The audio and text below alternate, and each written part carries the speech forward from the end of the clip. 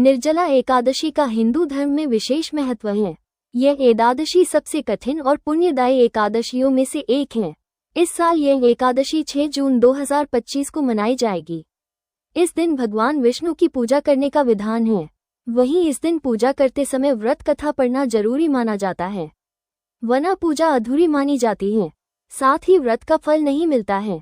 आइए जानते हैं इस व्रत कथा के बारे में। विष्णु पुराण के अनुसार भगवान श्री कृष्ण ने स्वयं पांडवों को एकादशी व्रत का महत्व बताया था। ऐसे में जब श्री कृष्ण पांडवों को ज्येष्ठ मास के कृष्ण पक्ष की एकादशी के फल और महत्व के बारे में बता रहे हैं, तो युधिष्ठिर ने कहा, ज्येष्ठ मास के शुक्ल पक्ष की एकादशी का क्या प्रभाव है, इस बारे में बताएं। तब श्री कृष्ण ने कहा कि इस बारे में धर्मों और शास्त्र के ज्ञाता वेद व्यास से सुने। भीम कहने लगे कि हे पितामह, मैं तो पहले ही कह चुका हूँ कि मैं भूख सहन नहीं कर सकता।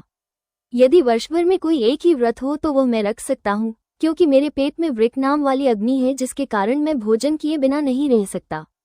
भोजन करने से वह शांत रहती है, इसलिए पूरा उपवास तो क्या एक समय भी बिना भोजन किए रहना कठिन है। अतः आप मुझे कोई ऐसा व्रत बताइए जो वर्ष में केवल एक बार ही करना पड़े और मुझे स्वर्ग की प्राप्ति हो जाए। श्री व्यास जी कहने लगे कि हे पुत्र, बड़े बड़े ऋषियों ने बहुत शास्त्र आदि बनाए हैं, जिनसे बिना धन के थोड़े परिश्रम से ही स्वर्ग की प्राप्ति हो सकती है। इसी प्रकार शास्त्रों में दोनों पक्षों की एकादशी का व्रत मुक्ति के लिए रखा जाता है। वेद व्यास जी ने कहा कि हे कुंती नंदन, ज्येष्ठ मास के शुक्ल पक्ष की एकादशी को निर्जला एकादशी कहा जाता है। इस दिन दांत साफ करने के अलावा सूर्योदय तक एक बूंद भी जल ग्रहण नहीं किया जाता है। व्यास जी की बात सुनकर भीमसेन ने कहा कि हे पितामह, भ्राता युधिष्ठिर, माता कुंती, द्रौपदी, अर्जुन, नकुल और सहदेव आदि सब एकादशी का व्रत करने को कहते हैं, परंतु महाराज मैं उनसे कहता हूँ कि भाई, मैं भगवान की शक्ति पूजा आदि तो कर सकता हूँ, दान भी दे सकता हूँ, परंतु भोजन के बिना नहीं रह सकता। इस पर व्यास जी कहने लगे कि हे भीमसेन, यदि तुम नरक को बुरा और स्वर्ग को अच्छा समझते हो तो प्रति मास की दोनों एकादशियों को अन्न मत खाया करो। व्यास जी के वचन सुनकर भीमसेन नरक में जाने के नाम से भयभीत हो गए और कांपकर कहने लगे कि अब क्या करूं? मास में 2 व्रत तो मैं कर नहीं सकता, हाँ वर्ष में एक व्रत करने का प्रयत्न अवश्य कर सकता हूँ। अतः वर्ष में एक दिन व्रत करने से यदि मेरी मुक्ति हो जाए तो ऐसा कोई व्रत बताइए।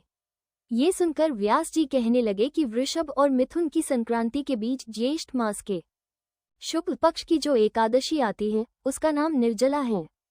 तुम उस एकादशी का व्रत करो। इस एकादशी के व्रत में स्नान और आचमन के सिवा जल वर्जित है।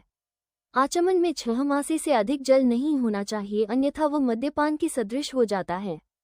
इस दिन भोजन नहीं करना चाहिए, क्योंकि भोजन करने से व्रत नष्ट हो जाता है।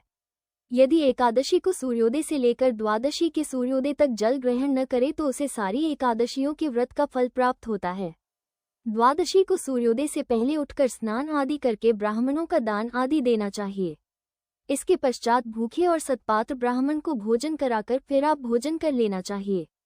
इसका फल पूरे 1 वर्ष की संपूर्ण एकादशियों के बराबर होता है। व्यास जी कहने लगे कि हे भीमसेन, यह मुझको स्वयं भगवान ने बताया है।